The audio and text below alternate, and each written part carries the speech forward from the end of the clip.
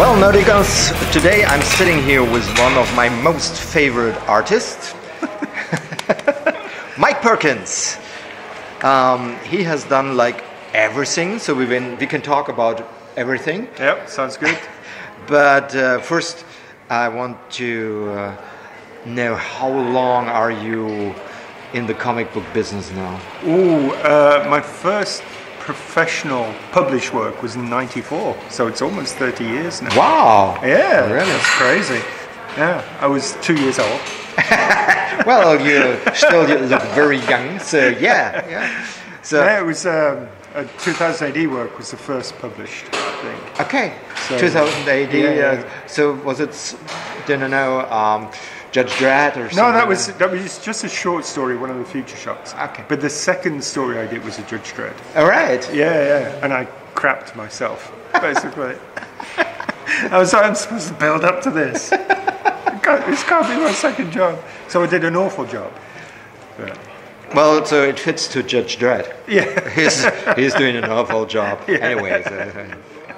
Depends who you ask. Yeah, well, absolutely. I always want. Do you know? I always wonder how it came that Judge Dredd got so big. Yeah, he's a bad guy. I mean, the thing is, I think it's the satire. That's what we like about it. Oh yeah. It's very much. I mean, if you look at all the stuff that's been in 2008 and Judge Dredd throughout the years, I mean, you could say that John Wagner is a futurist in a way. Because he saw all the League of Fatties, the smokatoriums, Yeah. He foresaw all these like a prophet. John Wagner is. Probably that's the reason why I don't like Judge Dredd. It's too real now. Yeah. Reality is overtaken the absurdity. We're living in a world of so tomorrow Judge Dredd will come around the corner and shoot like everybody. So yeah, almost 30 years, more than 30 years you're in the business. Before that did you make art school or something like that? I went to Bourneville, which is an art school in Birmingham. Okay. For a year I did a foundation course, but then I knew that I wanted to do comics. I didn't want to do art as such. Yeah. So I did a business course instead of going on to a degree. So I knew how to run it as a business. That's a good thing. Yeah. It was much more useful to me at that time than going to university, I think. But I always knew that I was going to be drawing comics. I mean, I was drawing comics and getting them published beforehand. But yeah, so '94 when I got an agent, he started to look around.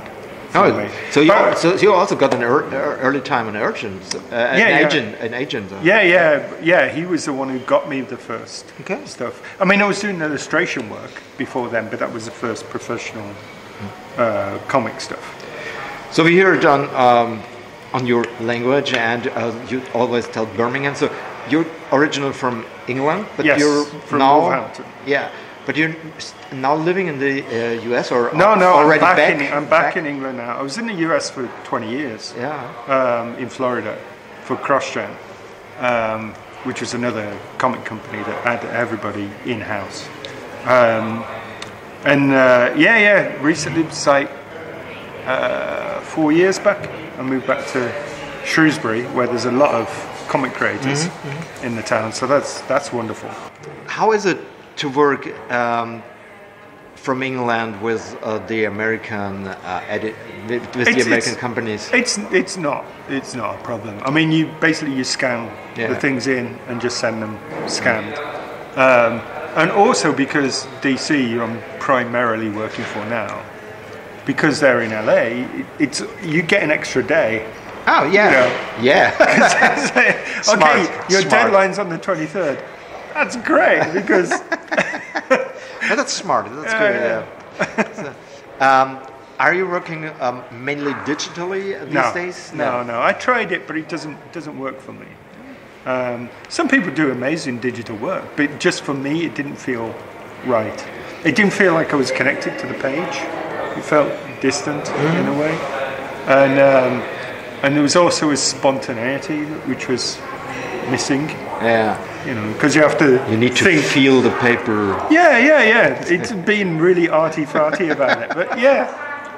And also it was like if you do a dry brush, Yeah. you have to do the line and you select it and you pull it down, which is pretty simple to do. But I don't know I'm going to do the dry brush until I've done the dry brush. So that's what I mean. There's an extra layer of thinking that you have to do when you're doing digital. Okay. Whereas when you're working on the page, it just flows out. And the good thing is you have the originals, so it's something you can sell at least. Yeah. That's always a good thing. I think that's something that the guys who now work only digital, they do not really have this in mind, that they lose a little bit of income though. They do. I think they've got around that somewhat, that they do these limited prints of pages now. And so, you know, sometimes it'll just be one of one. Yeah. So you do have the print there. So they've figured out how to make some of that money. But it's not the same. It's not the same. So you said you started with 2000 AD, which a lot of artists did. Yeah. So how came the transition to work for DC and Marvel? What was first? It came fairly quickly, I think. Well, I was working for Marvel UK when I was doing 2000 AD work as well. But that was for like kids stuff. Wind in the Willows and Biker Mice from Mars and all this kind of stuff. And then I started getting some independent work in the States. And I think DC saw that stuff. And you remember the big books? There was like the big book of urban legends, the big book of the 70s. So I was doing work for that, for the Paradox Press part of DC. And then I started picking up inking work as well over other artists, primarily on Phil Winslade and Steve Pugh, and then Rick Leonardi. And that kind of led me to being spotted at CrossGen, because Ron Mars wrote the Green Lantern versus Aliens I did with Rick Leonardi. And they saw it at CrossGen and it was like, oh, come and check out the studios, you know. So we figured we'd be in the States for about 3 years, make some contacts and then come back. But 20 years later, we were still there. So. Well, easy. Well, that's good for you. So you never had to search for getting into some company. They were asking you. Yes, that's kind of how it's been. I mean, to start with, when you're a freelancer anyway, it's always very much, okay, where's the next job coming from? But really, since, I would say 2001, when I was at CrossGen, I was under contract continuously.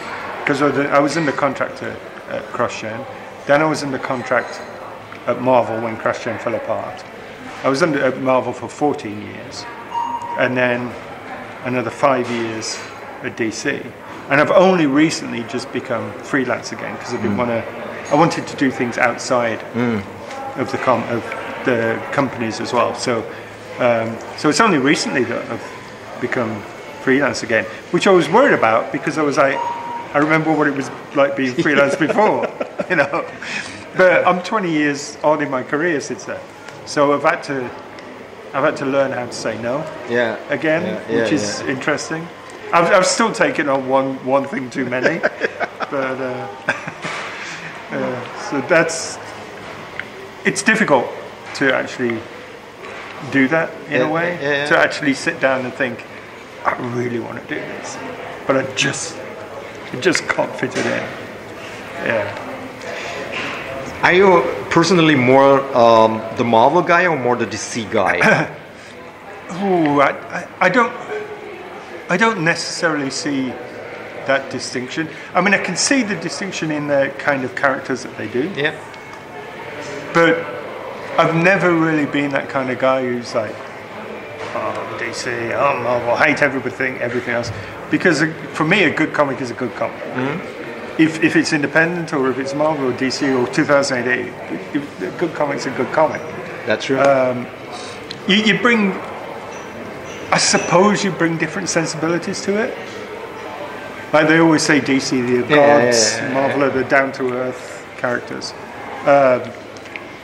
But nah, I think for me, the majority of it comes down to the writer. I think if it's a writer I enjoy, and that's kind of how I read comics as well. I follow writers a lot. Which you're a writer by yourself now too. So you're not only drawing, you're writing. Yeah. Is it good if you can draw your own story? It is. I guess you have more creative control over it. But I love the collaboration that you get with it, because you got these two artists who come together, and you make a bigger artist out of it in a way.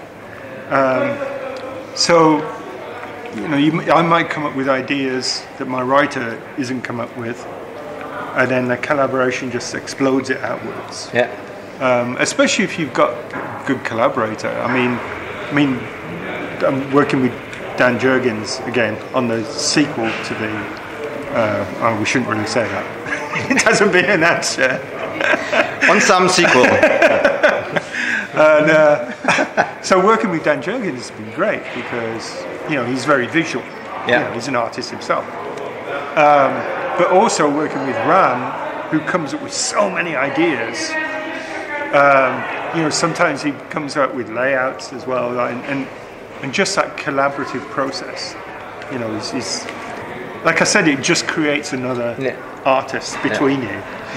Is it helpful if you know both sides? So if you, as a writer, know how to draw, and as a someone who does the inks or the pencils, knows how a story should work, or is it sometimes more an obstacle because you have to cope with the other person?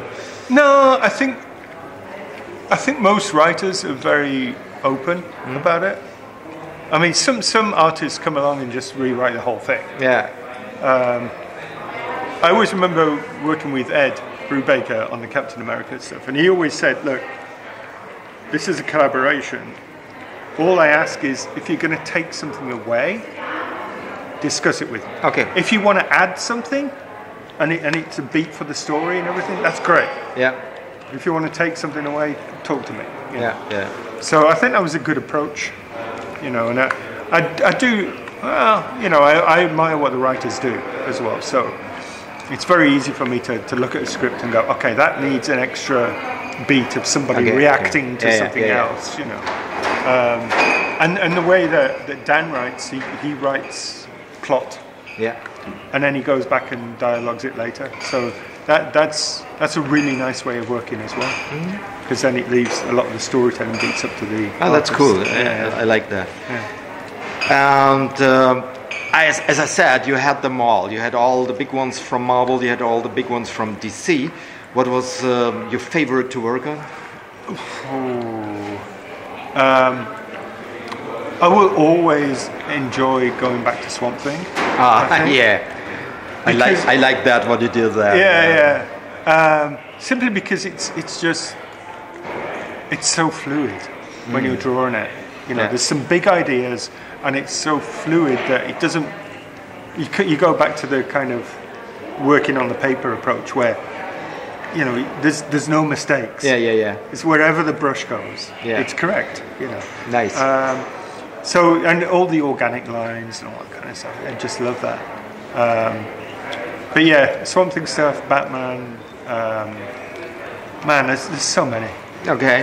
Yeah. There's a few characters I haven't got to yet, but hopefully one day I will. You also worked on the First Night story? Yeah. That was the thing with Dan. Yeah. That was wonderful.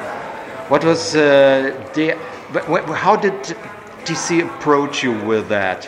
We approached them. Basically. Oh, you had the idea. Yeah. Well, we approached them. It was I did a few pages on Generations. Yeah. Which was like a crossover thing, and in one of those pages, Dan was writing part of that book. On one of those pages, there was 1930s Batman, and at that point, Dan said, "Why don't we pitch something, as a 1930s Batman?" And I was into it, but I was just starting Swamp Thing. Yeah. So I said to Dan, I said, well, I'll do a illustration for the pitch, and you can put it in, but I can't do anything with it for at least a year. Yeah. I said to him, if it does get accepted and they want to move on it, do it with somebody else.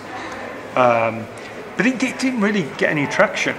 I think the Bat office is so involved in their own world that they didn't really look outside of that.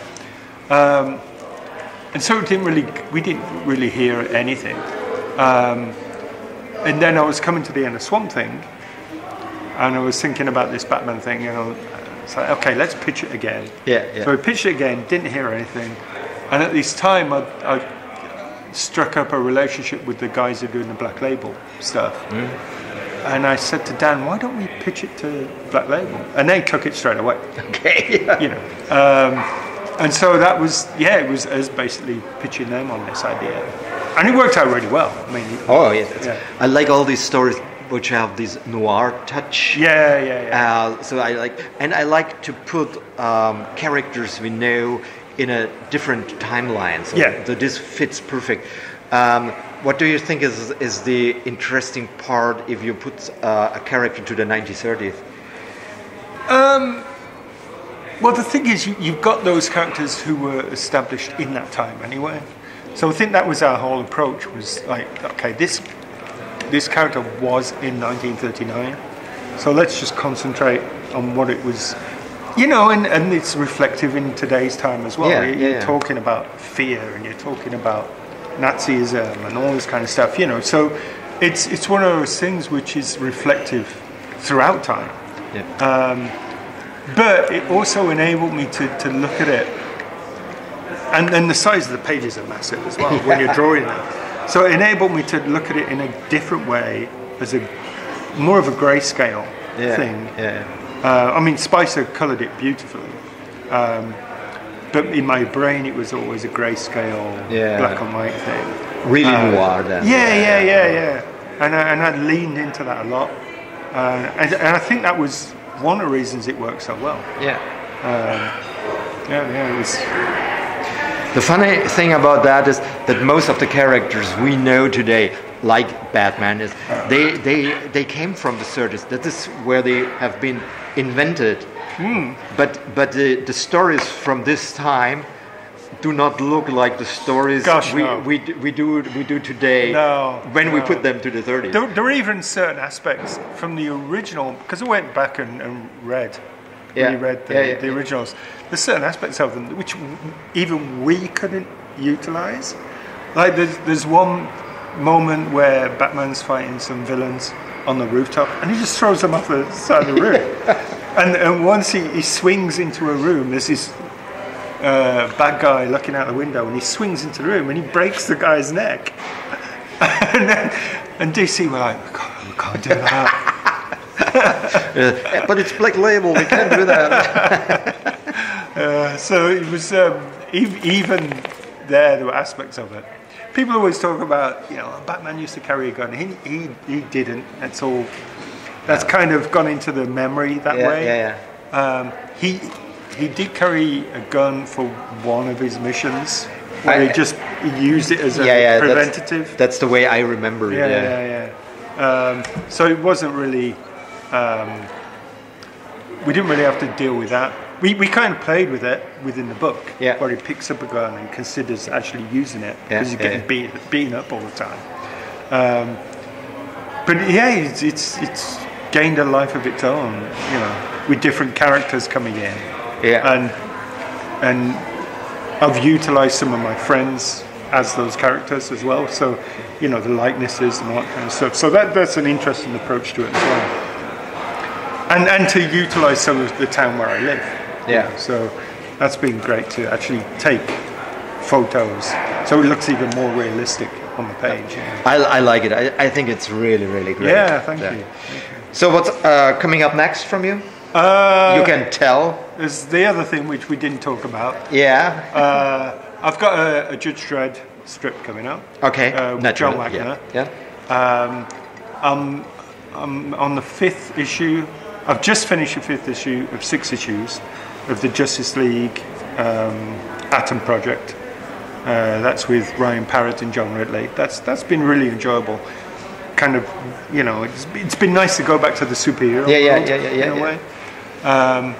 So there's that, and there's also something that Ram and I are putting together as well. So some creator-owned stuff. Yeah. Okay. So I'm looking forward to that. Yeah. And I'm always glad to have you on stage in front of the camera or just aside of me, because he's one of the nicest guys I've met in my whole life. So, cheers, man. Thank you. See you next time. Yeah, for sure. Bye.